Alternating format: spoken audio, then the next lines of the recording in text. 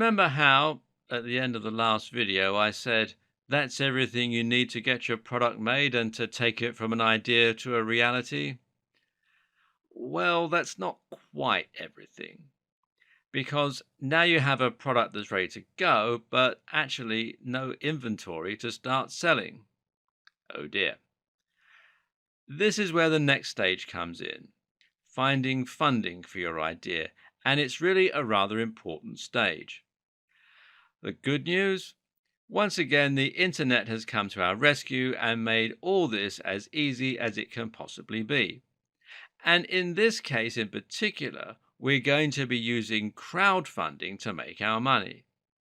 Crowdfunding simply means that we're asking the community to fund our products, and the most famous example of this is Kickstarter. The best part is that you don't have to give away any percentage of your business or your profits. Backers on crowdsourcing sites get involved because they want to place pre-orders and because they want to see your ideas come to fruition. This is famously how projects like the Oculus Rift came into being. Finding an investor means giving away a share of your business.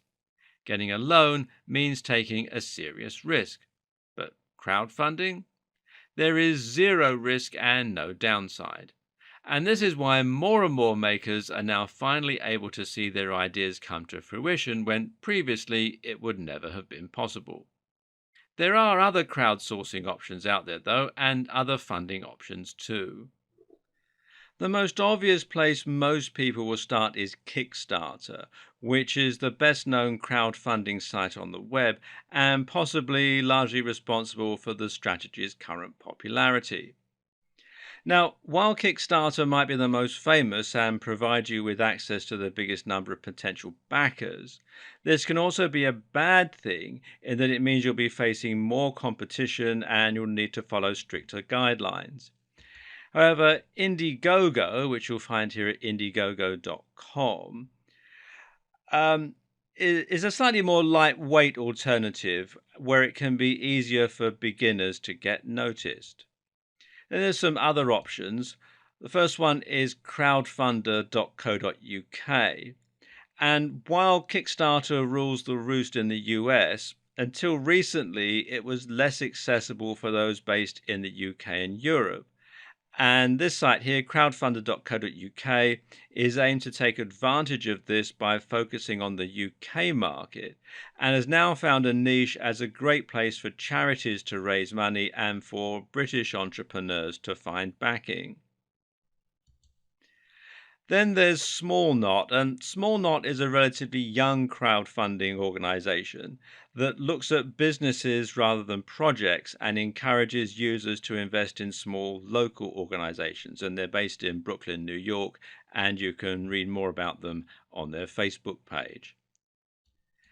And then there's Rocket Hub. Now, Rocket Hub functions very similarly to Kickstarter, but has become particularly popular among musicians and philanthropists. And you can read more about it here at rockethub.com.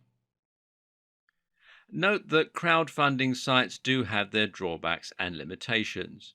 For instance, crowdfunding only works if you can raise the money you've set yourself as a target. At least that's the case with Kickstarter. Indiegogo does not have this rule. These platforms are also becoming increasingly saturated, which means you're going to need to have a very good and unique idea and then do a lot of promotion on top of this to make it a reality.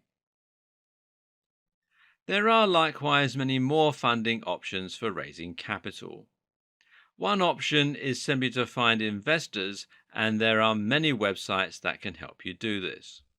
For example, AngelList, which you can read about here at angel.co, is a website that works similarly in some ways to a crowdfunding site, except that the investors do get some money and some share of your business. However, they can back you with small amounts of cash, which means that you're not just approaching massively wealthy individuals and companies. Creating a profile on AngelList is a great way to learn about investors and to let them start getting to know you, even if you don't end up looking for money on the site. Other sites like Crowdcube, which you can find here at crowdcube.com, and Angel's Den, which is angelsden.com, can also do similar things. Note that it's also possible to get funding at other stages of your manufacturing. For example, you can get funding from business angels and accelerators at the pre-seed stage of your business, the point where you're still prototyping. Look at companies like tandemcap.com and hax.co for more information. Seed capital is the money you get to turn your idea into a reality at the industrialization phase.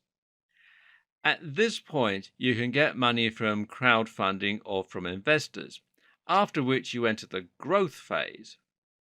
Growth phase funding is what happens in the first few years of your business and is referred to as Series A, Series B, and Series C funding.